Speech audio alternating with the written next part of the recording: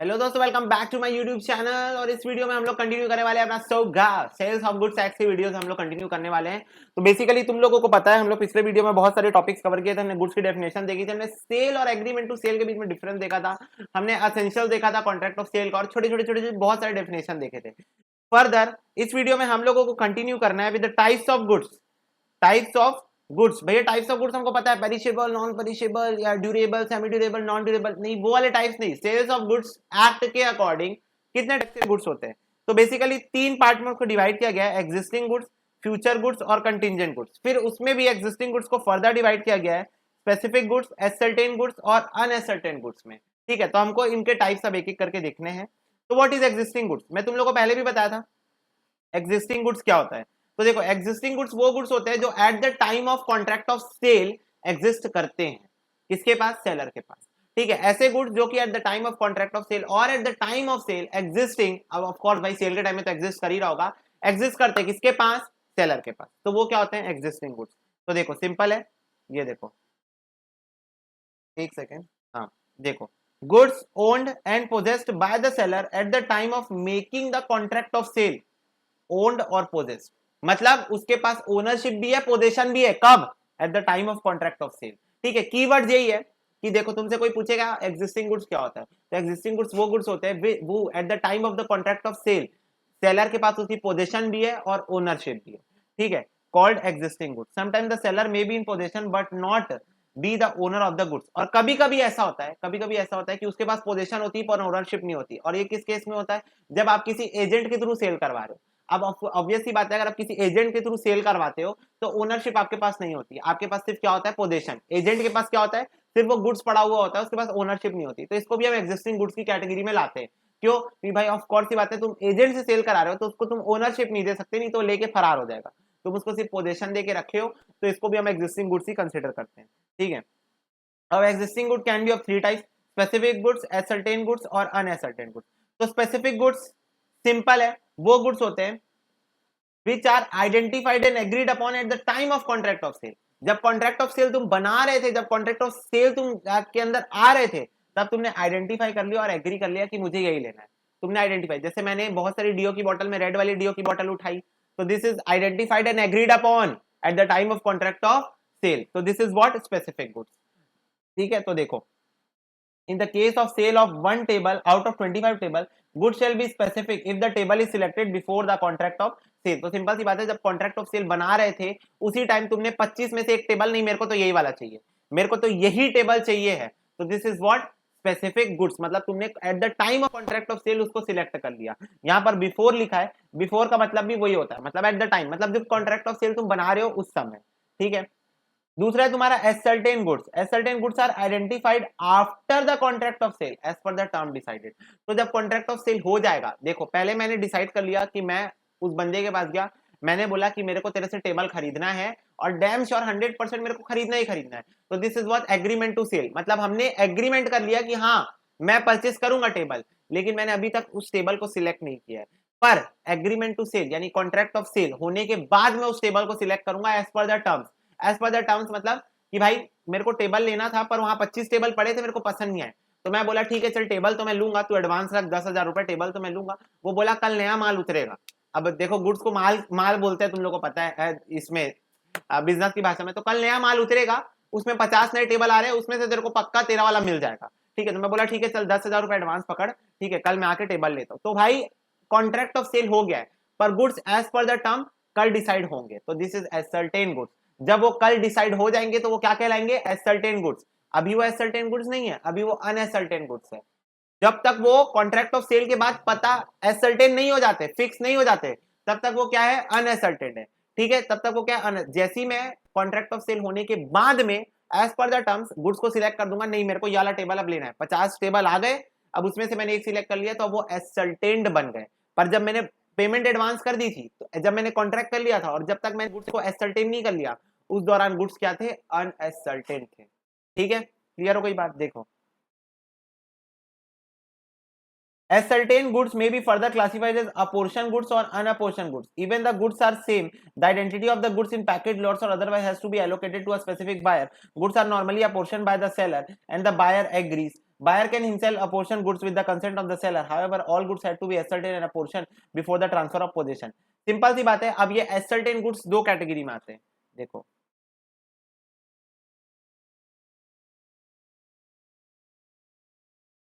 apportioned, unapportioned. अब देखो, ascertain good जब तक अपोर्शन नहीं हो जाते, एसर्टेन गुड जब तक अपोर्शन नहीं हो जाते तब तक कॉन्ट्रैक्ट ऑफ सेल नहीं हो पाएगा. मतलब सेल नहीं हो पाएगा. क्यों नहीं हो पाएगा? सेल, कॉन्ट्रैक्ट ऑफ सेल तो रहेगा पर सेल नहीं हो पाएगा. क्यों? क्योंकि वो अपोर्शन नहीं है. अब इसका तुम मतलब समझो. एसर्टेन्ड का मतलब क्या होता है? एसर्टेन मतलब क्या होता है?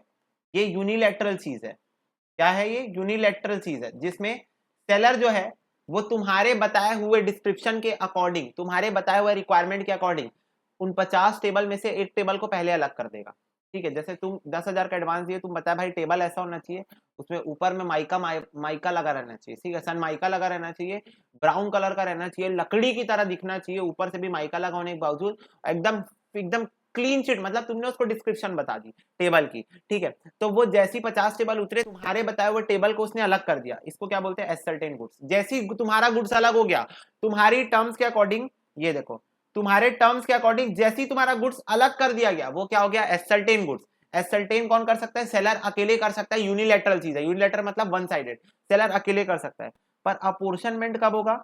जब seller with consent of buyer और या फिर और buyer with consent of seller, consent of seller goods को अब फाइनलाइज करेंगे. गुड्स को क्या करेंगे? फाइनलाइज. अपोर्शनमेंट मतलब क्या होता है? गुड्स को फाइनलाइजेशन करना. अब यहां पर या तो सेलर कॉल करके बायर को बोले कि भाई तेरे को व्हाट्सएप में फोटो भेजा, देख ले, फाइनल कर दे, टेबल में एसर्टेन कर दिया. तो देखेगा फोटो, बोलेगा हाँ सही है, हाँ भाई फाइनल कर दे. तो अब ये क्या हो गया? अपोर्शन हो गया. या फिर बायर कॉल करेगा सेलर को, हेलो भाई 50 टेबल आया क्या, साइड किया क्या मेरा? तो बोला हाँ कर दिया साइड, तेरे को फोटो भेजता हूँ.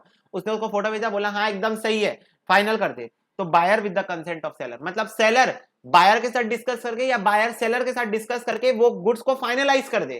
क्या कर दे? एसर्टेन हो चुके हैं गुड्स, गुड्स एसर्टेन हो गए, अब उसको फाइनलाइज कर दे, तो उसको अपोर्शन बोलते हैं. अब इस सिचुएशन में सेल इज पॉसिबल, पर इस सिचुएशन में नॉट पॉसिबल. क्यों? क्योंकि भाई सेलर ने तो अपनी तरफ से टेबल को अलग कर दिया, पर अभी तक बायर सेलर के साथ डिस्कस नहीं किया या सेलर बायर के साथ डिस्कस नहीं किया कि क्या यही टेबल फाइनलाइज कर दूं, क्या यही टेबल फाइनलाइज कर दूं. तो इस सिचुएशन में सेल अभी नहीं हो सकती अगर गुड्स क्या है? अनअपोर्शनड है.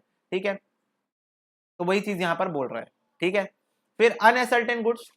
तो when the goods are not separately identified or ascertained at the time of making of contract of sale are known as unascertained goods. तो सिंपल सी बात है, अभी गुड्स फाइनलाइज नहीं हुए हैं. जैसे ऊपर वाला एग्जांपल लो, तो मैं टेबल लेने गया था, तो मैंने 10,000 रुपए दे दिया, लेकिन अभी तक मैंने गुड्स को क्या किया है? फाइनलाइज नहीं किया है, एसर्टेन नहीं किया. तो तब तक, जब तक वो एसर्टेन और अपोर्शन ना हो जाए, तब तक वो क्या है?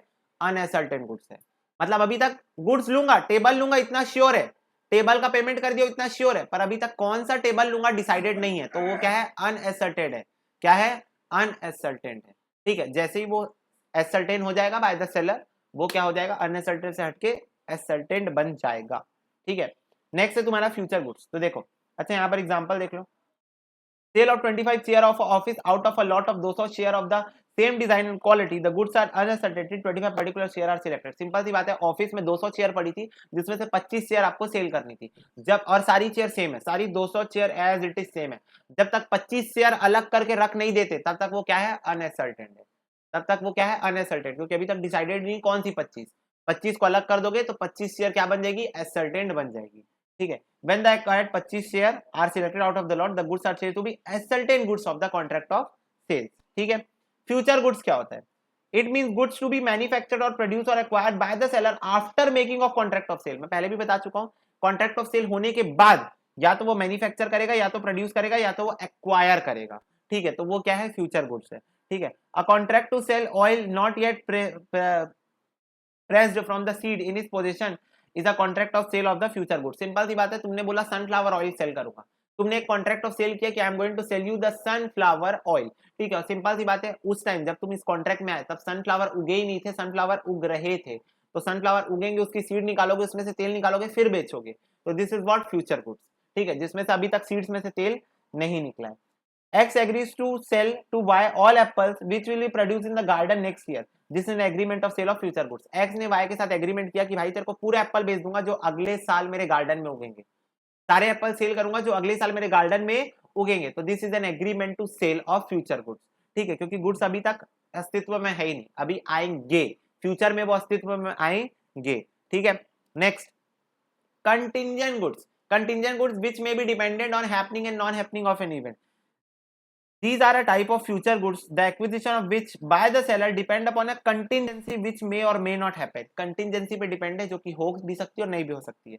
Goods which might be expected to be come into existence as goods to arrive, future crops और eggs. सिंपल सी बात है भाई, मैंने तुम्हारे साथ चावल का एग्रीमेंट किया, पर उसमें भी एग्रीमेंट कैसा बनेगा पता है? ऐसा एग्रीमेंट बनेगा कि भाई मैं तेरे को 10 क्विंटल चावल बेच दूंगा अगर उगा तो अगले साल। क्यों? क्योंकि भाई अगर बारिश अच्छी हुई तो उगेगा, बारिश ज्यादा हुई तो बाढ़ में बह जाएगा, बारिश एडिक्वेट हुई तो उगेगा, ठीक है। तो it is contingent depending upon the rain, depending upon the rain, the quality of rain, the quantity of rain, the production of rice is dependent upon the quantity of rain, ठीक है। तो अगर rain कम हुई चावल नहीं उग पाएगा, अगर रेन ज्यादा हुई बाढ़ में बह जाएगा, अगर रेन एडिक्वेट हुई तो चावल अच्छा उगेगा, चावल की खेती अच्छी होगी। तो भाई उस सिचुएशन में तेरे को 10 क्विंटल चावल मैं सप्लाई कर दूंगा। तो this is a contingent good, ठीक है, विच depend upon happening and non happening of an event. मतलब पानी अच्छा गिरा तो चावल अच्छा उगेगा, पानी नहीं गिरा तो चावल नहीं उगेगा, पानी ज्यादा गिर गया तो चावल बह जाएगा, ठीक है। तो this is contingent good depending upon rain, ठीक है।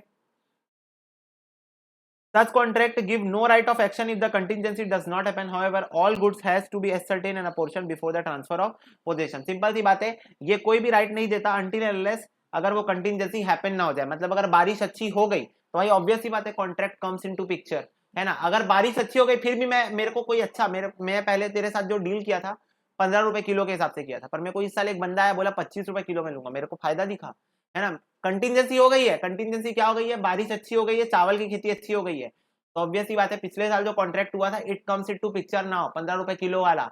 बट लालच में मैं 25 रुपए किलो वाले के साथ कॉन्ट्रैक्ट कर लिया, तो उस सिचुएशन में तेरे पास राइट है कि तू सू कर सकता है। क्यों? मेरे साथ तेरे साथ कॉन्ट्रैक्ट किया था और कंटिंजेंसी हैपन भी हो गई थी, कंटिंजेंसी हैपन हो गई थी, तो अब राइट अराइज हो गए हैं आपके, 15 रुपए किलो वाले बंदे के राइट अब अराइज हो गए हैं, ठीक है। बट बेचने के पहले सारे गुड्स एसर्टेन और अपरेशन होंगे। मतलब बेचने के पहले 10 क्विंटल राइस को पहले मैं एसर्टेन करके अलग करूंगा और उसके बाद वो आके क्रॉस चेक भी करेगा कि चावल की वो क्वालिटी है कि नहीं जैसे मैंने एक्सपेक्ट की थी। फिर दोनों अपनी म्यूचुअल कंसेंट के साथ, बायर और सेलर अपनी म्यूचुअल कंसेंट के साथ एसर्टेनमेंट कर देंगे और फिर क्या हो जाएगा? कॉन्ट्रैक्ट ऑफ सेल हो जाएगा, ठीक है, अपोर्शन कर देंगे, सॉरी। फिर नेक्स्ट आ रहा है डॉक्ट्रिन ऑफ कैवेट एम्प्टर। तो मैंने तुमको कैवेट एम्प्टर का थोड़ा सा डिस्क्रिप्शन दिया था इन द कॉन्ट्रैक्टेड। क्या होता है caveat emptor? Let the buyer be aware, let the buyer be aware, ठीक है। तो मतलब बायर को अवेयर रहना पड़ेगा, सेल कर जब वो कुछ भी सामान खरीदने गया तो बायर को अपनी तरफ से यहाँ पर अवेयर रहना पड़ेगा कि वो सामान को चेक करके खरीदे, वो सामान जो खरीद रहा है उसको चेक करके खरीदो। This is known as doctrine of caveat emptor. तो देखिए मैंने यहाँ पर तुमने शॉर्ट में लिख के रखा है कैवेट एम्प्टर मतलब क्या होता है? Let the buyer be aware, ये तुम लोग भी लिख लेना, ठीक है। अब गुड्स कितने टाइप के हो सकते हैं? अब गुड्स के अंदर दो तरीके के डिफेक्ट हो सकते हैं, गुड्स के अंदर दो टाइप। अब तुम भाई वो लेने गए, एप्पल लेने गए, तुमको दिख रहा है एप्पल ऊपर से खराब है, तो this is visible defect, this is what? Visible defect. तुम मोबाइल लेने गए, देख रहे हो मोबाइल में ऊपर से दिख रहा है डिस्प्ले टूटी हुई है। तुमने मिक्सर ग्राइंडर लेने गया, दिख रहा है मिक्सर ग्राइंडर पीछे से टूटा हुआ है, this is visible defect, this is what? Visible defect, तुमको ये डिफेक्ट दिख रहा है। और दूसरे तरीके का डिफेक्ट होता है हिडन डिफेक्ट। हिडन डिफेक्ट मतलब एप्पल अंदर से खराब है, मोबाइल अंदर से खराब है, मदरबोर्ड खराब है, मिक्सर ग्राइंडर अंदर से उसका मोटर जल चुका है, तो दिस इज हिडन डिफेक्ट, ठीक है। तो विजिबल डिफेक्ट में कैवेट एम्प्टर एप्लीकेबल है। क्यों? क्योंकि जब भाई तुमको दिख रहा था, कैवेट एम्प्टर मतलब क्या होता है? Let the buyer be aware, मतलब सेलर रिस्पॉन्सिबल नहीं है। बायर एक बार गुड्स खरीद के ले गया तो उसके बाद सेलर रिस्पॉन्सिबल नहीं है। क्यों? क्योंकि उसके पास राइट था गुड्स को चेक करने का, अगर वो चेक नहीं किया तो तुम्हारी गलती। तुमको ऊपर से दिख रहा है एप्पल खराब है, तुमको नहीं लेना था, तुम लेके चले गए, तुम्हारी गलती। अब उसके लिए सेलर रिस्पॉन्सिबल नहीं है, सेलर बोलेगा मैं रिस्पॉन्सिबल नहीं हूं। तो देखो अब जब विजिबल डिफेक्ट का केस हो, मतलब जब तुमको डिफेक्ट अपनी आंखों से दिख रहा है तो कैवेट एम्प्टर एप्लीकेबल है। मतलब अगर तुमको डिफेक्ट दिख रहा था, तुम खरीद के क्यों लेके गए? अब तुम सेलर को कुछ नहीं बोल सकते, तुम्हारी गलती तुम्हारा लॉस, बायर की गलती बायर का लॉस, बायर की गलती। क्यों? क्योंकि उसको डिफेक्ट दिख रहा था, विजिबल डिफेक्ट है, तुमको डिफेक्ट दिख रहा था, तो कैवेट एम्प्टर यहाँ पर एप्लीकेबल हो जाएगा। दूसरा हिडन डिफेक्ट, हिडन डिफेक्ट में भी दो सिचुएशन हो सकती है, स्क्रूटनी इज अलाउड और scrutiny is not allowed. Scrutiny मतलब क्या होता है? चेक करना तुमको अलाउ किया गया था। मतलब फोन बेचने के पहले तुमको अलाउ किया गया था फोन को ऑन करके पूरा चला वाला के आधे घंटे आराम से बैठ जाओ वहां सोफे में और फोन को चला के देख लो। एक बार यहाँ से ले गए उसके बाद हमारी जिम्मेदारी नहीं है, तो स्क्रूटनी अलाउड थी यहाँ पर। दूसरा, मिक्सर ग्राइंडर का एग्जाम्पल मैंने लिया, तो मिक्सर ग्राइंडर में भी भैया आप चला के देख लो, 10 बार चला के देख लो, ग्राइंडर लगा लगा के चला के देख लो, एप्पल खरीद के ले और जूस बना के देख लो, सब करके देख लो। एक बार दुकान से लेके निकल गए उसके बाद हमारी जिम्मेदारी नहीं है। तो यहां पर भी तुमको स्क्रूटनी और टेस्टिंग अलाउड थी, तो उस सिचुएशन में कैविएट एम्प्टर एप्लीकेबल होगा। कैविएट एम्प्टर एप्लीकेबल होगा क्यों? क्योंकि तुमको भाई राइट दिया गया था कि तुम टेस्ट करके देख लो, तुमको यहाँ पर राइट दिया गया था कि तुम टेस्ट करके देख लो, तुमने टेस्ट करके देख लिया, अब तुम्हारी जिम्मेदारी है। पर अगर स्क्रूटनी अलाउड नहीं थी तब फिर कैविएट एम्प्टर एप्लीकेबल नहीं होगा, तब फिर सेलर जो है वो रिस्पॉन्सिबल होगा।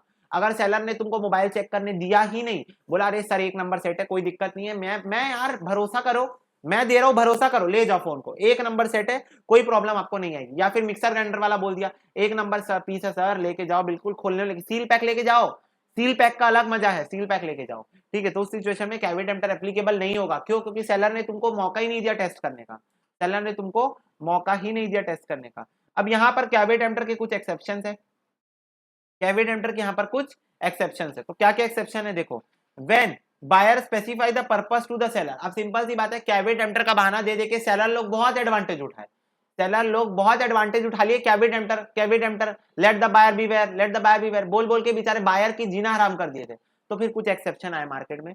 पहला एक्सेप्शन है, if the buyer specify the purpose to the seller plus depend upon seller skills और जजमेंट, तो उस सिचुएशन में कैविएट एम्प्टर एप्लीकेबल नहीं होगा। कि जैसे कि अब मैं गया, अब इसका जब मोस्ट कॉमन एग्जांपल है लैपटॉप और कंप्यूटर। मैं कंप्यूटर की दुकान में गया, मैंने उसको बताया सर मेरे को एक ऐसा कंप्यूटर चाहिए जिससे मैं अपनी वीडियो एडिटिंग, ग्राफिक्स एडिटिंग और गेमिंग कर सकूं, और उसके लिए मेरे को एक हाई एंड पीसी चाहिए जिसमें मेरे को गेमिंग खेलने में कोई प्रॉब्लम ना हो, मेरे को वीडियो एडिटिंग में कोई प्रॉब्लम ना हो, मेरे को ग्राफिक डिजाइनिंग में कोई प्रॉब्लम ना हो, मेरे को वीडियो रिकॉर्ड करने में कोई प्रॉब्लम ना हो। अब आप देख लो आपको कैसा बना के देना है। अब उसने मेरे को एक पीसी बिल्ड करके दिया, मैं घर लेके आया, ठीक है, मैंने मस्त ग्राफिक डिजाइनिंग की एडिटिंग की 1 नंबर चला, लेकिन जैसे ही मैंने GTA 5 गेम प्ले किया उसमें, जैसे मैंने द वॉकिंग डेड उसमें प्ले किया, तुरंत लैपटॉप हैंग मार दिया, तुरंत लैपटॉप हैंग मारना चालू, फ्रेम ड्रॉप हो गए, फ्रेम ड्रॉप हो गए भाई, 60 FPS में नहीं चल रहा था, फ्रेम ड्रॉप होना चालू कर दे। अब इस सिचुएशन में कैविएट एम्प्टर एप्लीकेबल नहीं होगा। क्यों? क्योंकि मैंने उसको अपना पर्पस, अपना रिक्वायरमेंट बताया था कि मेरे को ऐसा पीसी चाहिए या ऐसा लैपटॉप चाहिए। अब उस सिचुएशन में, और मैं उसकी स्किल और जजमेंट के ऊपर डिपेंडेंट था, मैं किस पे डिपेंड था? उसकी स्किल और जजमेंट में डिपेंड था। तो इस सिचुएशन में कैविएट एम्प्टर एप्लीकेबल नहीं होगा, और भाई सेलर जो है held responsible, seller is going to be held responsible. Goods purchase under patent name और ब्रांड नेम, सिंपल सी बात है, अगर तुम किसी अच्छी ब्रांड या अच्छे पेटेंट नेम में, मतलब तुम भाई बजाज की मिक्सी खरीद के ला रहे हो, तो बजाज तो खुद ही गारंटी लेता है कि 5 साल की वारंटी है। अगर मेरा मोटर खराब हो गया, तो मेरा मोटर खराब हुआ तो 5 साल की वारंटी है ना। तो बजाज मतलब ब्रांड वाले खुद ही गारंटी लेते हैं, ब्रांड वाले खुद ही गारंटी लेते हैं कि भैया हमारे ब्रांड के साथ कुछ भी प्रॉब्लम हुआ, हमारा जैसे फोन लेते हो तो देखे होगे तुम लोग, रियलमी का फोन लेते हो 1-2 साल की तुमको वारंटी देता है, रिप्लेसमेंट वारंटी देती है कुछ ब्रांड कि भाई अगर कुछ भी खराब हुआ तुरंत आके रिप्लेस कर देना। तो सिचुएशन में भी कैविएट एम्प्टर नहीं लगेगा। क्यों? क्योंकि भाई जब ब्रांड वाले, पेटेंट वाले खुद ही गारंटी ले रहे हैं कि नहीं कुछ भी हुआ तो आप आके हमसे रिपेयर करवा लेना, वारंटी ले लेना, ठीक है, तो उस सिचुएशन में कैविएट एम्प्टर कैसे लगेगा? तो भाई बायर अवेयर होगा या नहीं होगा उससे फर्क ही नहीं पड़ता। क्यों? क्योंकि ब्रांड नेम है, क्योंकि ब्रांड नेम, पेटेंट नेम के अंदर तुम खरीद रहे हो, ठीक है। तो इस सिचुएशन में भाई कंपनी वाले खुद ही रिस्पॉन्सिबिलिटी ले लेते हैं अपनी गुडविल की कि भाई कुछ भी खराबी हुई तो आप सीधा हमारे पास आओ, कोई दिक्कत की बात नहीं, ठीक है। नेक्स्ट है goods are sold by description. Simple सी बात है, goods are sold by description मतलब सामने वाले ने तुमको जब गुड्स बेचा तो तुमको उसने पूरी डिस्क्रिप्शन बताई थी कि गुड्स ऐसा होगा, गुड्स ऐसा होगा, गुड्स ऐसा होगा। तो उस सिचुएशन में अगर गुड्स जो है वो एज पर डिस्क्रिप्शन नहीं है, अगर गुड्स एज पर डिस्क्रिप्शन नहीं है तो कैविएट एम्प्टर नहीं लगेगा, ठीक है। मतलब डिस्क्रिप्शन क्या, सामने वाला इंसान तुमको बता रहा है सर ये लैपटॉप में ये है, सर ये लैपटॉप में एसडीडी लगी हुई है, एसएसडी लगी हुई 256, सर इसमें 8 GB रैम है, ये है वो है, बिल्कुल हैंग नहीं मारेगा, बिल्कुल उसने आपको क्लियर डिस्क्रिप्शन दिया, एक डॉट भी हैंग नहीं मारेगा, बिल्कुल लेके जाओ। मैं लेके आया, हैंग मार दिया, उसने डिस्क्रिप्शन में बोला था हैंग नहीं मारेगा, तो कैविएट एम्प्टर यहाँ नहीं लगेगा। क्यों? क्योंकि गुड्स सोल्ड बाय डिस्क्रिप्शन, उसने डिस्क्रिप्शन दिया था, डिस्क्रिप्शन के अकॉर्डिंग गुड्स को होना चाहिए था। गुड्स अगर डिस्क्रिप्शन के अकॉर्डिंग नहीं है तो कैविएट एम्प्टर यहाँ पर नहीं लगेगा, ठीक है। Goods purchase with sample, goods purchase with sample, simple सी बात है, तुम चावल खरीदने गए किराना वाले के पास, उसने तुमको चावल का सैंपल दिखाया, ये देखो ये वाला चावल 1 नंबर मस्त बासमती चावल है, बिल्कुल लेके जाओ। मैं चावल की बोरी उठा के लाया घर में, मैंने बोरी को काटा, देखा बासमती नहीं, अंदर में तो खंडा है, बासमती नहीं अंदर में खंडा है। तो गुड्स क्या हुआ था? सैंपल से सोल्ड हुआ था, मेरे को सैंपल दिखाया गया था, तो मेरे को गुड्स कैसे चाहिए, सैंपल के अकॉर्डिंग चाहिए। तो भाई इसमें सेलर की गलती है, बायर की गलती नहीं है, कैविएट एम्प्टर एप्लीकेबल नहीं होगा। क्यों नहीं होगा, क्योंकि सेलर ने सैंपल के थ्रू बेचा था गुड्स को, तो एज पर सैंपल होना चाहिए गुड्स। गुड्स कैसा होना चाहिए, एज पर सैंपल होना चाहिए, ठीक है। Goods purchase by sample as well as description, भाई इस सिचुएशन में तो पक्का होगा। पहली बात तो इस सिचुएशन में फ्लैट का एग्जांपल लेते हैं। फ्लैट में पहले तुमको जो कॉन्ट्रैक्टर है जो तुमको फ्लैट दिलाने वाला है वो तुमको फ्लैट का सर 1 नंबर फ्लैट है, आपको जुहू बीच दिखेगा, आपको सनराइज दिखेगा, मस्त वेंटिलेटेड फ्लैट है, बड़े बड़े विंडोज है, बालकनी है, सोसाइटी बहुत अच्छी, उसने डिस्क्रिप्शन दिया। फिर उसके बाद उसने सैंपल दिखाया, मतलब हमको फिजिकली उस फ्लैट में लेके गया और उसने मेरे को सैंपल दिखाया। अब उसके बाद जब उसने फ्लैट मेरे नाम पे ट्रांसफर किया तो कोई और ही फ्लैट ट्रांसफर कर दिया, भाई ग्राउंड फ्लोर का फ्लैट दे दिया मेरे को, कोई और ही सोसाइटी का फ्लैट मेरे नाम पर कर दिया। तो इस सिचुएशन में सेलर रिस्पॉन्सिबल है। क्यों, कैविएट एम्प्टर यहां पर नहीं लगेगा, सेलर को मैं पकड़ सकता हूं। क्यों, क्योंकि भाई उसने सैंपल और डिस्क्रिप्शन दोनों दिया था, उसने सैंपल और डिस्क्रिप्शन दोनों दिया था, पर गुड्स अकॉर्डिंग टू सैंपल और डिस्क्रिप्शन नहीं है, ठीक है, समझ गए। Next, usages of trade. Next क्या है, यूजेज ऑफ ट्रेड। इसका एग्जांपल है गोल्ड और डायमंड।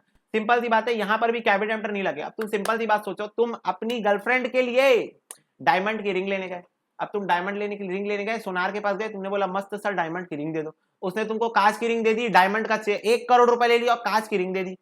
अब तुम गए अपनी गर्लफ्रेंड के पास, बोले ये लो 1 नंबर डायमंड है तुम्हारे लिए, बोला चल चल डायमंड, कांच की रिंग देके बोल रहा डायमंड। अब लड़की लोग की परख इसमें बहुत सही रहती है, लड़की लोग बताना कमेंट सेक्शन में, ठीक है, तुम लोगों की नजर इसमें बहुत तीव्र रहती है। गोल्ड देख के तुम बता दोगे 24 कैरेट, 22 कैरेट, 18 कैरेट। डायमंड देख के तुम बता दोगे भाई अमेरिकन डायमंड है कि लोकल डायमंड है, डोमेस्टिक की कांच का डायमंड है कि कांच का है, देख के बता दोगे। देखी बोली भाई कांच का दे रहा है, तो मैं बोला, मैं बिल दिखाया, बोला ये देख यार 1 करोड़ का डायमंड है। बोली फिर तो तेरा कट गया, फिर तो कट गए तुम्हारे, लग गए तुम्हारे, समझ गए। तो तुम गए सुनार के पास, सुनार के पास गए, तुम बोले यार 1 करोड़ में तुम मेरे को कांच का डायमंड चिपका दिया, अपनी गर्लफ्रेंड को भी लेके गए ना साथ में। गर्लफ्रेंड बोली ये डायमंड है, चल बेटा पुलिस केस, है ना। तुरंत बोला सॉरी मैम माफ कर दो मेरे को, हम आपसे नहीं लड़ सकते, हम माफ कर दो, आपकी नजर हमसे भी परखी हुई है। उसने फिर उसके बाद तुमको डायमंड का रिंग दे दिया। तो इस सिचुएशन में let the buyer be aware, यानी कैविएट एम्प्टर नहीं लगेगा। क्यों, क्योंकि भाई ऑब्वियस सी बात है, नॉर्मल लोगों को डे टू डे लाइफ में डायमंड और गोल्ड कितने कैरेट का है या कितने वो है उसका नॉलेज नहीं होता है, ठीक है। तो इस सिचुएशन में यूजेज ऑफ ट्रेड, मतलब जो ट्रेडर है उसी को, क्या वही रिस्पॉन्सिबल होगा अगर उसने नकली आइटम तुमको धराया तो, ठीक है। तुमको वो असली आइटम पकड़ाएगा, उसकी जिम्मेदारी है, अगर नहीं पकड़ाया तो कैविएट एम्प्टर नहीं लगेगा, ठीक है, तुम सीधा सेलर को जाके पकड़ लो। और फाइनली फ्रॉड, अगर सिंपल सी बात है सेलर तुमसे फ्रॉड किया है, तुम कोई मटेरियल एस्पेक्ट तुमसे छुपा दिया है रिगार्डिंग गुड्स, तुमसे कोई चीज छुपा दिया है वो during the contract of sale, जो कि असेंशियल था तुम्हारी डिसीजन मेकिंग के लिए, तो वो फ्रॉड कहलाएगा। और अब उसने अगर जानबूझ के एक्टिव कंसीलमेंट किया है, एक्टिव कंसीलमेंट किया मतलब जानबूझ के छुपाया, देखो mere silence does not amount to fraud, इतना तो तुमको पता है ना, mere silence does not amount to fraud. पर अगर उसने जानबूझ के एक्टिव कंसीलमेंट किया है या झूठ बोला है या फ्रॉड किया है, तो सिचुएशन में भी कैविएट एम्प्टर नहीं लगता है।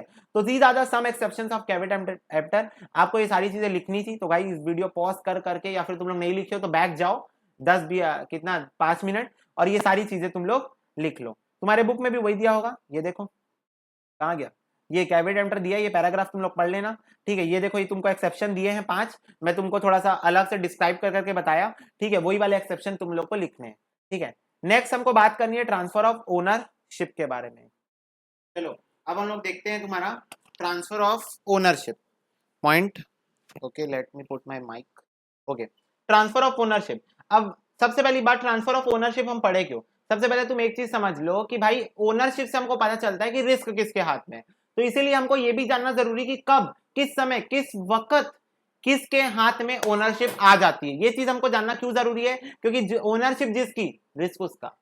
गुड्स में आग लगा, किसका लॉस हुआ कैसे पता चलेगा, जिसके हाथ में ओनरशिप है उसका लॉस हुआ, जिसके हाथ में ओनरशिप है उसका लॉस हुआ। तो इसीलिए बहुत जरूरी है जानना कि ओनरशिप कब ट्रांसफर होती है गुड्स की, फ्रॉम बायर टू सेलर, मतलब फ्रॉम सेलर टू बायर, ताकि पता लगा सके कि रिस्क किसके हाथ में, ठीक है। तो देखो यहां पर मैंने सारे पोर्शन को हाईलाइट करा है जो कि इंपॉर्टेंट है।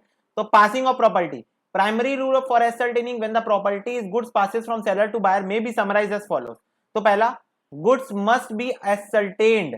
भाई कब प्रॉपर्टी ट्रांसफर हो सकती है, जब गुड्स एसर्टेन्ड होगी। जब गुड्स एसर्टेन्ड ही नहीं है, अनएसर्टेन्ड गुड्स है, तो कैसे ट्रांसफर हो सकता है ओनरशिप, बताओ।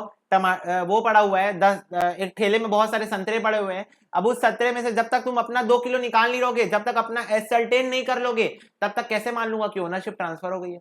नहीं मान सकता ना। तो जब तक गुड्स एसर्टेन्ड नहीं होंगे, मतलब जो तुमको लेना है तुम उसको अलग नहीं कर लोगे, तब तक गुड्स ट्रांसफर ओनरशिप नहीं कर सकता, मतलब ओनरशिप ट्रांसफर गुड्स की नहीं हो सकती। तो देखो, as per section 18 in a contract for sale of unascertain goods the property in the goods does not pass to the buyer unless and until the goods are ascertain. तो जब तक goods ascertain नहीं हो जा सकते, property transfer नहीं हो सकती। प्रॉपर्टी और owner is one and the same thing, I already told you. तो तब तक ट्रांसफर नहीं हो सकती।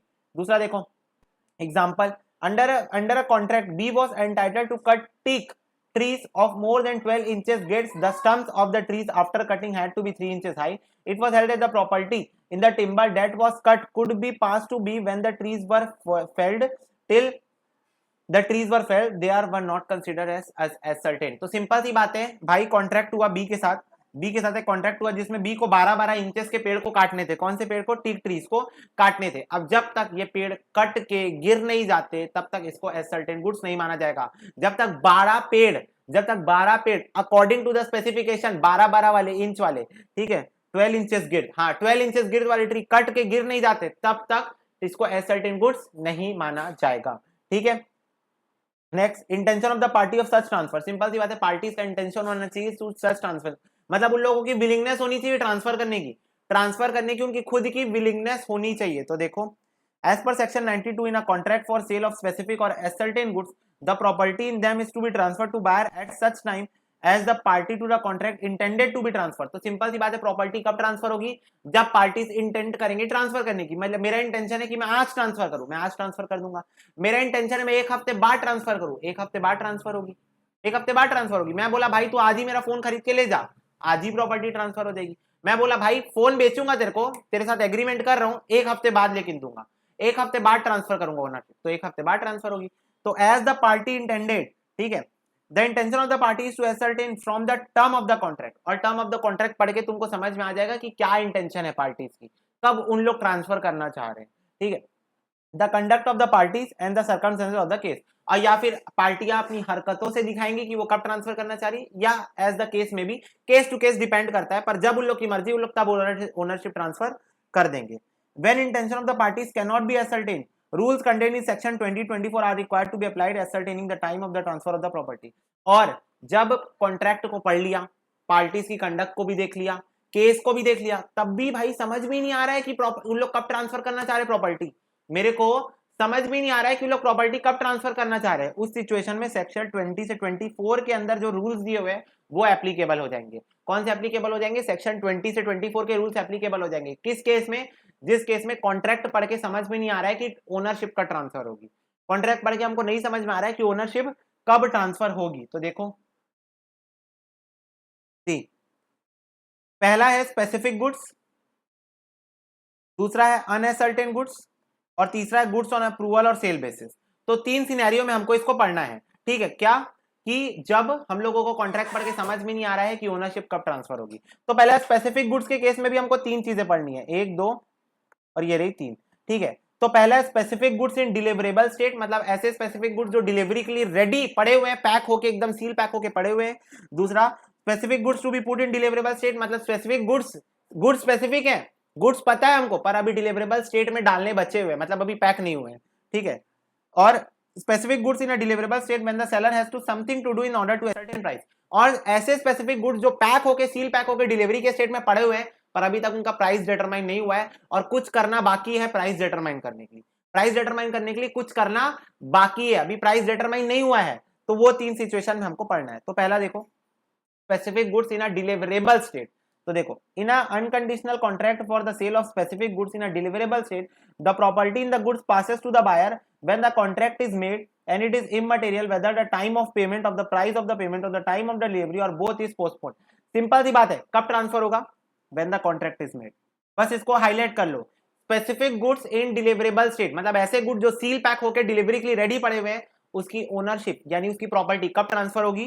when the contract is made। ठीक है, when the contract is made, तुमको फर्क नहीं पड़ता कि पैसा मिला नहीं मिला, बाद में मिलेगा, अभी मिला, फ्यूचर में मिलेगा, पोस्टपोन हो गया, गुड्स डिलीवर नहीं हुए हैं, गुड्स फ्यूचर में दूंगा, कभी भी दूंगा, गुड्स रेडी पड़े स्पेसिफिक डिलीवरेबल स्टेट में पड़े हुए हैं, तो जैसे ही कॉन्ट्रैक्ट बना, जैसे ही कॉन्ट्रैक्ट पड़ा, ओनरशिप ट्रांसफर हो गई। गुड्स अभी दे रहे हो, फ्यूचर में डिलीवरी होगी, वो बोला 2 महीने बाद लेके जाऊंगा, 2 महीने बाद पैसा दूंगा, कल पैसा दूंगा, परसों पैसा दूंगा, पैसा मिल गया है नहीं मिला है कुछ फर्क नहीं पड़ता। जैसे ही कॉन्ट्रैक्ट में एंटर किए, when the contract is made, क्या हो जाएगा, तुरंत ओनरशिप क्या हो जाएगी, ट्रांसफर हो जाएगी। ठीक है, तो goods in a deliverable state का यही केस था। तो देखो एग्जांपल देखो, X selected some party wear in a retail showroom. He agreed to take the delivery next day. Agrees to pay next week. The party wear was destroyed by fire that took place someday. The property in goods have been passed to the buyer and he is liable to pay it whether delivery is taken or not or paid or not. Simple सी बात है, X ने select किया कुछ party where from a retail showroom, मतलब X ने अपने लिए कुछ कपड़े सिलेक्ट कर लिए शोरूम से, ठीक है, और उसने बोला कि कल डिलीवरी ले लूंगा। उसने बोला क्या, कल डिलीवरी ले लूंगा, पैसा अगले हफ्ते दूंगा, पैसा अगले हफ्ते दूंगा, डिलीवरी कर लूंगा, पैसा अगले हफ्ते दूंगा, इससे हमको फर्क नहीं पड़ता। भाई गुड्स स्पेसिफिक है और इन डिलीवरेबल स्टेट है, तुम उठा के अपना कपड़ा ले जा सकते थे शोरूम से, तुम नहीं लेके गए, तुम्हारी गलती। आग लग गई गोडाउन में, उसका कपड़ा जल गया, कोई फर्क नहीं पड़ता, उसको पैसा देना पड़ेगा। क्यों, क्योंकि भाई ओनरशिप ट्रांसफर हो गई थी। अब जो लॉस हुआ, जो आग लगने से लॉस हुआ, वो उसका लॉस है, मेरा लॉस नहीं है, उसका लॉस है। क्यों, क्योंकि ओनरशिप तुरंत ट्रांसफर हो गई थी एज सुन एज, क्योंकि कपड़ा निकाल के डिलीवरेबल स्टेट में रख दिया गया। अब वो बोला कल लेके जाऊंगा, उसकी गलती। पैसा मिला नहीं मिला वो सब इन मटेरियल है, ओनरशिप ट्रांसफर हो गई, रिस्क उसका। ठीक है, where there is a contract for the sale of specific goods and the seller is bound to do something to the goods for the purpose of putting into deliverable state, the property does not pass until this things is done and the buyer has notice thereof. Simple सी बात है, जब तुमको कुछ ऐसा करना बाकी है जिससे तुम गुड्स को डिलीवरेबल स्टेट में लेके आओ, जैसे फॉर एग्जांपल तुम लोगों की 4-5 बुक का कलेक्शन है, ठीक है, उस बुक को एक साथ पैक करके खोखे में डाल के उसमें टेप लगाना था और डिलीवरी करनी थी, ठीक है, तो ये कार्यक्रम अभी नहीं हुआ है। तुमने 4-5 बुक सिलेक्ट कर ली और तुम बोल दिए कि मेरे को ये बुक्स लेनी है, ओके, गुड्स आर स्पेसिफिक। तुमने 5 बुक सिलेक्ट कर ली, 5 goods are now specific, 5 books are now specific, but it is not in deliverable state. तो पहले सेलर जो है वो उसको डिलीवरी वाली स्टेट में लेके आएगा। पहले सेलर क्या करेगा, उसको डिलीवरी वाली स्टेट पर लेकर आएगा, ठीक है। अब वो डिलीवरी वाली स्टेट पर लेके आएगा, उसके बाद वो कॉल करके बताएगा, hello ready for the delivery, hello ready for the delivery. इस सिचुएशन में ओनरशिप को ट्रांसफर माना जाएगा। तो क्या करेगा, पहले वो 5 बुक सिलेक्टेड है, 1 2 3 4 5 बुक सिलेक्टेड है, पहले वो उनको कार्टून में डालेगा, एक बॉक्स के अंदर डालेगा, ठीक है। अब वो कॉल करेगा किसको, बायर को, और बोलेगा hello goods are ready, done, ठीक है। तब माना जाएगा कि ओनरशिप जो है वो ट्रांसफर हो गई। क्यों, क्योंकि सेलर ने इन्फॉर्म कर दिया बायर को कि जो मतलब बायर है, ठीक है, गाइस बोलने वाला था, जो कि बायर है उसको इन्फॉर्म करेगा कि आपकी गुड्स अब रेडी है डिलीवरेबल स्टेट में, अब आप आके ले जा सकते हैं। अब हो गई इसकी जिम्मेदारी। अब अगर गुड्स में आग लगी गोडाउन में तो बायर रिस्पॉन्सिबल है। क्यों, क्योंकि उसको पहले ही जब बोल दिया गया है, उसको पहले बोल दिया गया कि आप गुड्स डिलीवरेबल स्टेट में आप ले जाओ, तो आपको ले जाना चाहिए था। ठीक है, देखो नेक्स्ट एग्जाम्पल देखो, there was a contract for sale of a timber from oak tree. The buyer marked out the selected part of the tree. As per the trade practices, the seller was required to remove the rejected portion from the tree, but before he could do so, he was declared bankrupt. It was held that the property in the goods has not been passed to the buyer, so he cannot take away the timber until the seller has severed the rejected portion. Simple सी बात है, देखो एक oak tree खरीदने का contract हुआ, जिसमें जो buyer था उसने सेलर को बोला कि कुछ पोर्शन जो है वो मेरे को नहीं चाहिए, तो आप इसको काट के रखना, और जब ये कट जाएगा तो मेरे को इन्फॉर्म कर देना।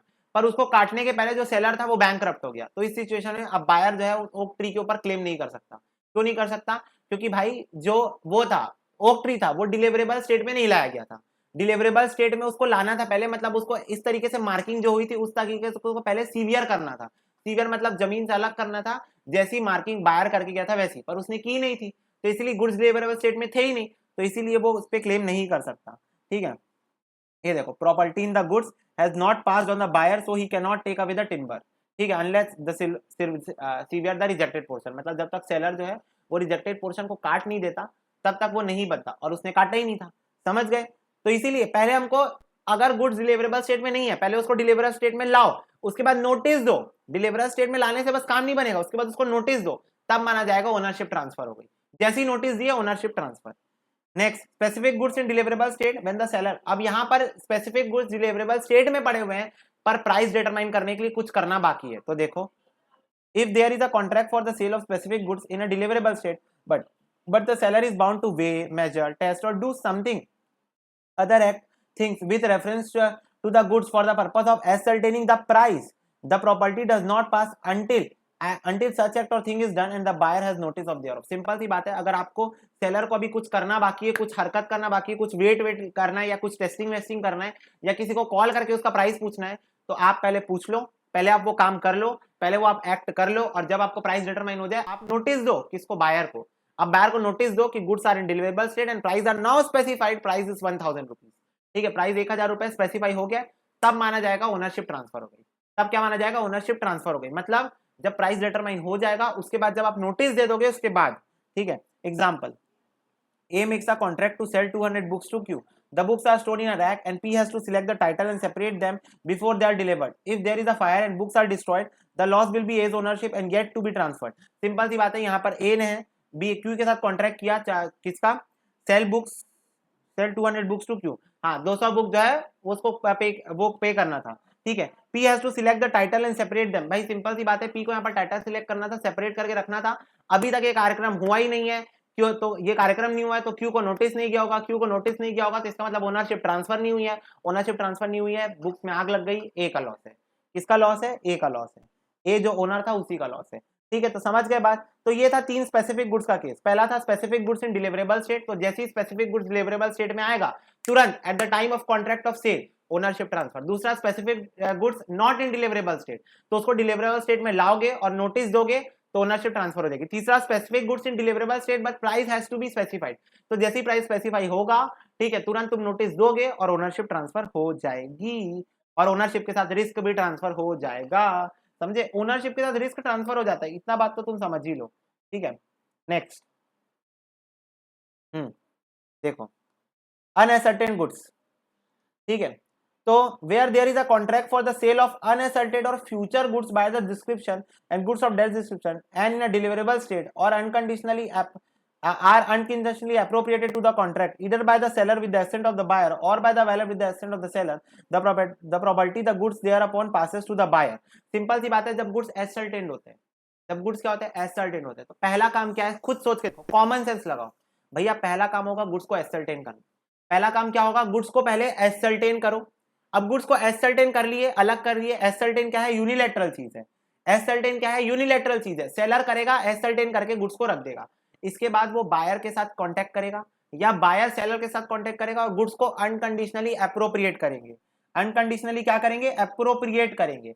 और जब इतना कार्यक्रम हो जाएगा तब मान लिया जाएगा ओनरशिप इज ट्रांसफर्ड। ठीक है, तो वही चीज यहाँ पर लिखी है, फिर से एक बार पढ़ लो। देखो लॉ की लैंग्वेज, देखो मैं तो तुमको हिंदी में समझा दे रहा हूँ और तुमको लॉ की लैंग्वेज भी तो पढ़ने आनी चाहिए। तो देखो, when there is a contract for sale of uncertain goods, okay, और फ्यूचर गुड्स भी बोल सकते हैं, by description और goods by that description and in a deliverable state are unconditionally appropriated to the contract। unconditionally appropriate हो गया, ascertain भी हो गया, फिर unconditionally appropriate भी हो गया। either seller with the accent of buyer, या तो सेलर बायर को कॉल करके वो कर दिया, क्या कर दिया, अपोर्शन कर दिया, या तो बायर सेलर को, buyer with the assent of seller, buyer seller को कांटेक्ट करके कर दिया। The property of the goods thereof passes to the buyer, तो बायर को प्रॉपर्टी पासेस हो गई, ये हम मान लेंगे। ठीक है, सच एक्सेंट में बी एक्सप्रेस और इंप्लाइड। अब ये एक्सेंट एक्सप्रेस इंप्लाइड दोनों हो सकता है। एक्सप्रेस कैसे हो सकता है, कॉल में बात कर लिए। इंप्लाइड कैसे हो सकता है कि भाई वो आया, बायर आया और सामान उठा के लेने गया, बायर आया सीधा सामान उठा के, या फिर सेलर ने जब बायर को डिलीवरी दी तो बायर ने एक्सेप्ट कर लिया, तो बस इंप्लाइड है।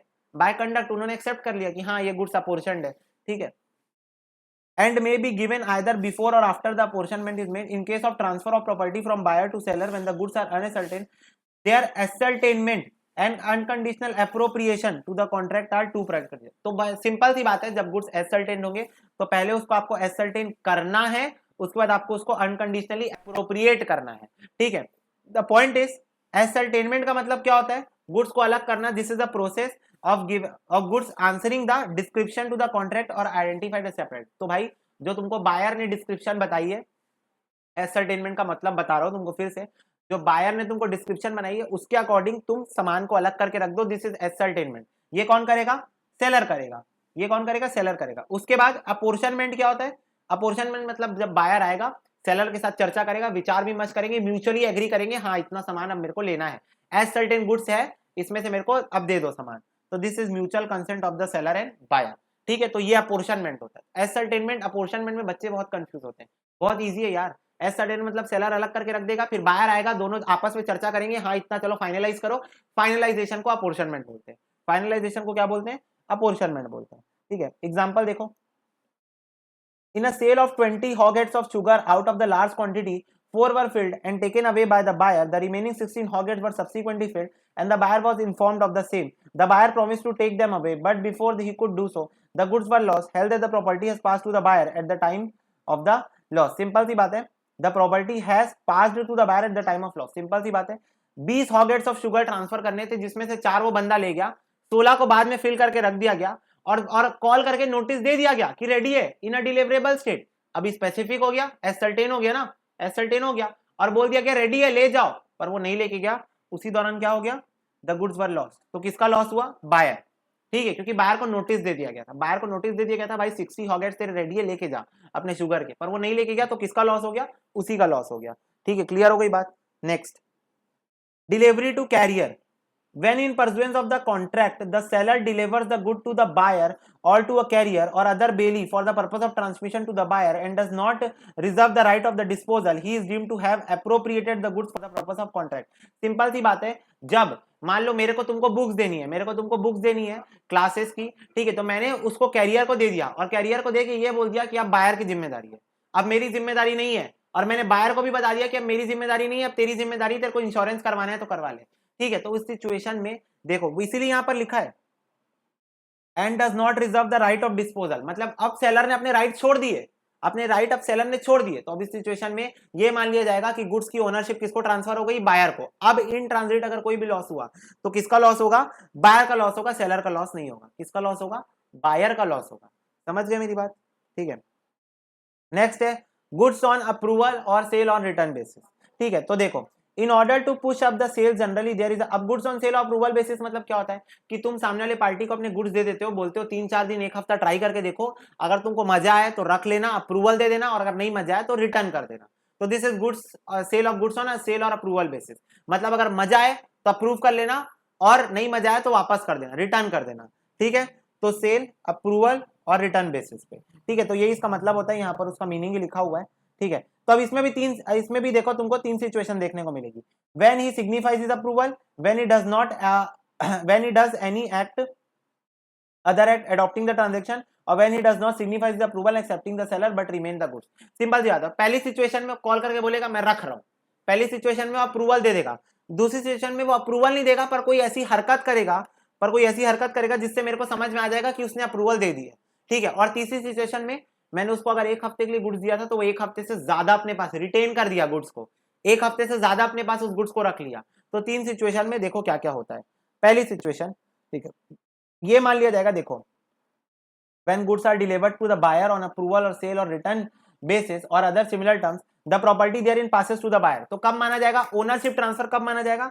पहली सिचुएशन में जब वो खुद ही अप्रूवल दे दिया, जो खुद ही बोल दिया ओके मैं गुड्स अपने पास रख रहा हूँ, ओके मैं गुड्स अपने पास रख रहा हूँ, तो इसमें क्या मान लिया जाएगा? ओनरशिप जैसी वो अप्रूवल दिया तुरंत ट्रांसफर हो गई। ठीक है, तो एग्जांपल देखो, A sent 3 dozens of silk sarees to B on approval or sale or return basis with an option to return the same within 21 days. B sent a letter of approval of the A within 15 days, sales has been taken after 15 the property of goods get transferred to B। ठीक है, तो 15 दिन में transfer जो हो गई property जो है वो ट्रांसफर हो गई। ठीक है, दूसरा when he does any other act adopting the transaction, तो A sent 25 tons of cement to B on approval on a sale or return basis with the option to return the goods within 30 days, received if not acceptable to him। ठीक है, B used the cement in his project since B has appropriated the goods, the sale has crystallized property in goods stand transfer to B। Simple सी बात है, A ने B को cement की बोरियां भेजी, बोली अगर मजा आए तो रख लेना और नहीं मजा आए तो 30 दिन के अंदर वापस कर देना, 30 दिन का समय है, यूज करके देख लो, मजा आए तो वापस कर। तुम लोग सोचोगे भैया सीमेंट यूज करेगा तो वैसे भी यूज हो जाएगा, तो भाई सैंपल एक आध बोरी यूज करके देखेगा, मजा आएगा तो पूरा रख लेगा, समझे, पूरा रख लेगा। ठीक है, क्योंकि सोचो अगर मान लो 100 किलोमीटर दूर रहता है, 1 बोरी भेजे, फिर उसको मजा आया बोला 100 बोरी फिर से भेजो, ट्रांसपोर्टेशन का डबल खर्चा लग जाएगा, इसलिए एक बार में 100 बोरी भेजा, 30 दिन के लिए ट्रक वाले बोला वहीं रुक जाना, तो कोई दिक्कत की बात नहीं है, वहीं रुक जाना। ठीक है, और मजा आए तो पूरी 100 बोरी रख लेना, नहीं मजा आए तो वापस ट्रक में भेज देना। ठीक है, ऐसा कुछ सीन हुआ होगा, नहीं तो फिर तुम लोग पक्का मेरे से जान ले लोगे मेरी ऐसे पूछ के सीमेंट वाले केस में। तो भाई बी ने उसको अपने कॉन्ट्रैक्ट में सीमेंट को पूरे सीमेंट की बोरियों को 100 बोरियों को यूज कर लिया, तो बस बी ने अप्रूवल नहीं दिया, लेकिन बी की हरकतों ने बता दिया कि उसका अप्रूवल है, तो दैट इज ओनरशिप ट्रांसफर हो गई। ठीक है, एक और एग्जांपल है, ये तुम लोग पढ़ लेना। ठीक है, और थर्ड वाला देखो, if it does not signifies the approval acceptance. भाई सिंपल सी बात है, एक हफ्ते के लिए दिया था, तू 15 दिन रख लिया उसको, तो मैं मान लूंगा ओनरशिप ट्रांसफर हो गई। ठीक है, तो देखो, without giving notice of rejection, then if a time has been fixed for the return of the goods on the expiry of such time, and if no time has been fixed on the expiration of reasonable time। Simple सी बात है, अगर तुमने expiry date दी है कि 7 दिन में अगर तेरे को नहीं मजा आएगा तो वापस कर देना, और मजा आएगा तो बता देना। ठीक है, पर वो 10 दिन 15 दिन रख लिया, 7 से एक दिन ज्यादा 8 दिन भी रख लिया, तो तुम मान लोगे कि उसने गुड्स को खरीद लिया, ओनरशिप ट्रांसफर हो गई। अदरवाइज अगर तुमने टाइम स्पेसिफाई नहीं किया तो विद इन रीजनेबल टाइम। अब तुम पूछोगे रीजनेबल टाइम क्या होता है, तो भाई कॉन्ट्रैक्ट एक्ट में लिखा है reasonable time depend upon case to case, case to case reasonable time depend करता है। ठीक है, तो देखो example, a horse was delivered to be on the condition of sale or return within 8 days, though the horse was died within 8 days, it was held that the loss will fall on the seller as the property in goods has not been passed on the buyer। ठीक है, तो 8 दिन के अंदर घोड़ा मर गया, ए ने बी को घोड़ा दिया, बोला 8 दिन रख के देख, मजा आया तो रख ले, नहीं तो वापस कर देना। 8 दिन के अंदर घोड़ा मर गया, किसका लॉस है? सेलर का लॉस है। क्यों? अप्रूवल नहीं मिला था, अप्रूवल नहीं मिला था तो सेलर का लॉस है। A delivered some jewelry to B on a sale for a cash only or return basis before B paid the price. He pledged the jewelry with C. Held the pledge was not valid and A could recover the jewelry from C। Simple सी बात है भाई, A ने B को कुछ jewellery दी और बोली try करके देख, मजा आया तो रख लेनी तो वापस कर देना। B ने वो ज्वेलरी C को प्लेज कर दी विदाउट अप्रूवल, अप्रूवल वो दिया नहीं था, A को उसने प्राइस पे किया नहीं था ना, उसने अप्रूवल दिया था, C को प्लेज कर दी, तो A के पास राइट है वो सी से रिकवर कर सकता है ज्वेलरी को। क्यों? क्योंकि भाई ओनरशिप ट्रांसफर ही नहीं हुई थी, ओनरशिप जो है वो ट्रांसफर ही नहीं हुई थी। ठीक है, S limited agree to sell a tractor to SC municipality on the condition that if the latter was not satisfied it could reject the tractor। the municipality used the tractor for a month and a half and then wanted to reject, held a reasonable time to reject, has been left the property, the tractor has passed to the municipality, there too it could not be। तो simple सी बात है, S limited ने municipality को एक tractor दिया और बोला आप इसको यूज करके देखो, ठीक है, मजा आए तो खरीद लेना, नहीं तो फिर वापस कर देना। ठीक है, तो म्यूनिसिपैलिटी ने 1.5 महीना ट्रैक्टर को यूज किया, 1.5 महीने बाद उसको बोल रहे हैं आप वापस कर लो, मजा नहीं आ रहा है, तो दिस इज नॉट भाई रीजनेबल टाइम।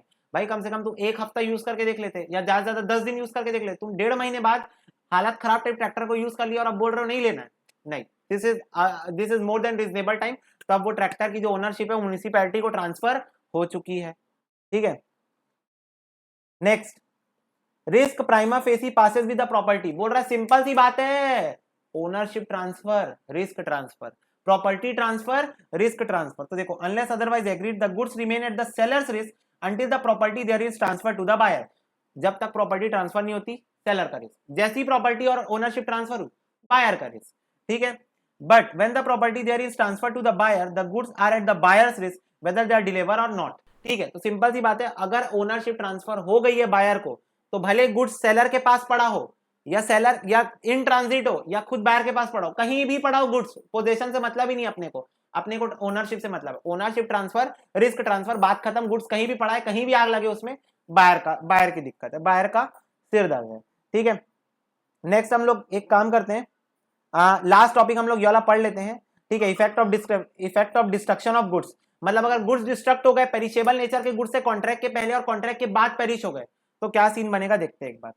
ठीक है, तो पहला है goods perishable before making of contract. Goods perishable हो गया कॉन्ट्रैक्ट बनाने के पहले, कॉन्ट्रैक्ट में आने के पहले ही गुड्स पेरिश हो गया। तो देखो, where there is a contract for the sale of specific goods, the contract is void if the goods without the knowledge of the seller have at the time when the contract was made perished or become so damaged as to no longer answer to the description in the contract। Simple सी बात है, contract क्या है? void। क्यों void है? Contract of cell में आने के पहले ही गुड्स क्या हो गए? पेरिश्ड हो गए, ऐसे इतने खराब हो गए कि डिस्क्रिप्शन से मैच नहीं कर रहे। ठीक है, no longer answer to the description, इतने खराब हो गए कि डिस्क्रिप्शन से मैच नहीं कर रहे। कब? कॉन्ट्रैक्ट में आने के पहले। कॉन्ट्रैक्ट वॉइड है, कॉन्ट्रैक्ट वॉइड अब इनिशियो है। क्यों? कॉन्ट्रैक्ट में आने के पहले गुड्स पेरिश हो गए, लेकिन the point is without the knowledge of the seller. अगर सेलर को नॉलेज था तो उसको फ्रॉड बोलूंगा, सेलर को अगर नॉलेज था तो उसको फ्रॉड बोलूंगा ना, है ना। तो भाई अगर गुड्स कॉन्ट्रैक्ट में आने के पहले, सेक्शन 7 डिफाइन करता है, ठीक है, अगर कॉन्ट्रैक्ट में आने के पहले ही पेरिश हो गए, कॉन्ट्रैक्ट में आने के पहले ही क्या हो गए? पेरिश हो गए, तो कॉन्ट्रैक्ट वॉइड है। ठीक है, ये देखो यहाँ लिखा है कॉन्ट्रैक्ट वॉइड। दूसरा बोल रहा है goods perishable before sale but after agreement. ठीक है, तो भाई एग्रीमेंट टू सेल हो गया और डिलीवरी मतलब सेल करने के पहले बीच में, ये एग्रीमेंट टू सेल हुआ, ये सेल हुआ, इसके बीच में गुड्स पेरिश हो गए, तब क्या होगा? तो देखो where there is a agreement to sell specific goods and subsequently the goods without any fault on the part of seller or buyer perish or become so damaged as to no longer to answer to a description in the agreement before the risk passes to the buyer, the agreement is thereby void and are applicable only in case of specific goods and not uncertain or generic goods. Simple सी बात है, अगर specific goods agreement to sell बन गया और goods specify हो गए, पर एग्रीमेंट टू सेल के बाद गुड्स पेरिश हो गए, सेल होने के पहले गुड्स क्या हो गए, पेरिश हो गए, तो कॉन्ट्रैक्ट वॉइड हो जाएगा, कॉन्ट्रैक्ट क्या हो जाएगा, वॉइड हो जाएगा। समझ में आई बात, ठीक है।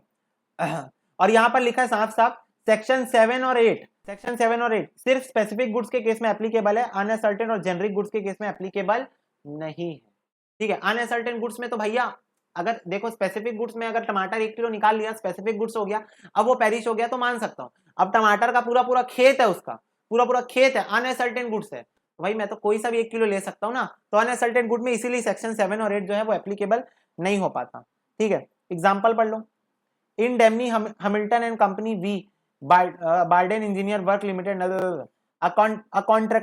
contracted to purchase 30 tons of apple juice from B. Delivery were to be made in week truckload, ठीक है, in weekly truckload. B crushes the apple and put in the juice in cask for delivery. A delayed to taking the delivery as a result juice got deteriorated in quality. It was held as the property in the goods and been passed away according the loss be borne by. तो simple सी बात है, किसकी गलती है, यहां साफ साफ दिख रहा है,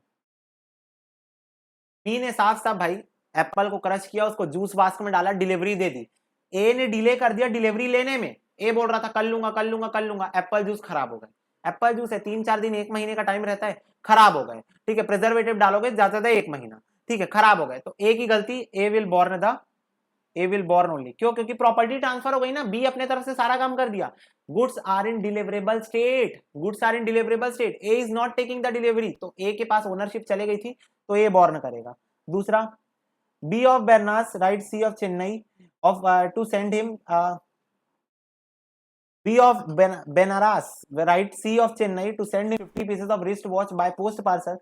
C sent 50 pieces of wrist watch by parcel post with correct address of B. However, the parcel was misplaced in the post and never reached B. The loss been borne by B as the property in the goods and passed to the buyer the moment the parcel delivered.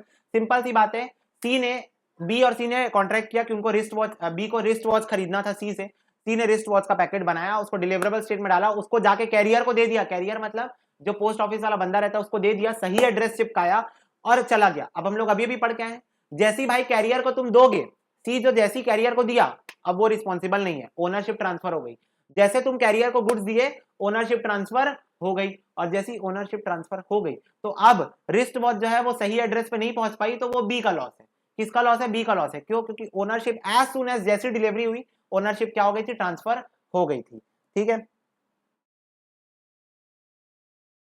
A of Delhi agreed to purchase 500 liters of engine oil from B as per the terms of agreement. Delivery was to made in specific pouches of 500 ml supplied by A, while B was filling 500 ml pouches for delivery to A. The store got fire as a result of the entire quantity of engine oil lying lost in fire as per section 20. The risk and property in the goods still remained as with the seller. अब simple सी बात है, A of Delhi ने agree किया, तू purchase करेगा 500 litre engine oil, किससे, B से, ठीक है, 500 लीटर इंजन ऑयल बी से। सिंपल सी बात है, और उसने एक रिक्वायरमेंट बता दी कि भाई 500 ml के पाउचेस बना के दे रहा, 500 ml के पाउचेस बना के, तो जब पाउचेस बन रहे थे मतलब गुड्स डिलीवरेबल स्टेट में जा रहे थे, अभी गए नहीं है, अभी जा रहे थे, ठीक है, तो सिचुएशन में फैक्ट्री में आग लगी, बूम बूम हो गया, तो अब किसका लॉस है, बी का लॉस है, क्यों, क्योंकि अभी गुड्स डिलीवरेबल स्टेट में है ही नहीं, गुड्स अभी डिलीवरेबल स्टेट में है ही नहीं, तो जब डिलीवरेबल स्टेट में ही नहीं है तो भाई ओनरशिप ट्रांसफर नहीं हुई, ओनरशिप ट्रांसफर नहीं है, तो risk is going to be lying with the seller, risk किसके साथ लाई करेगा, सेलर के साथ, ठीक है। अब नेक्स्ट हम लोग पढ़ेंगे sale by person not the owner, मतलब मर्केंटाइल एजेंट वगैरह या कोई बिहाफ में सेल करता है तो उसका क्या सीन बनता है, ठीक है, वो हम लोग जिसके पास ओनरशिप नहीं होती सिर्फ पोजीशन होता है वो हम लोग नेक्स्ट लेक्चर से करेंगे। तो इस वीडियो में इतना ही, लाइक कर दो, शेयर कर दो अपने दोस्तों के साथ, कमेंट करके बताना भैया कोई डाउट हो तुमको तो, और मिलते हैं गाइस अगले वीडियो में। God bless you, take care, bye bye.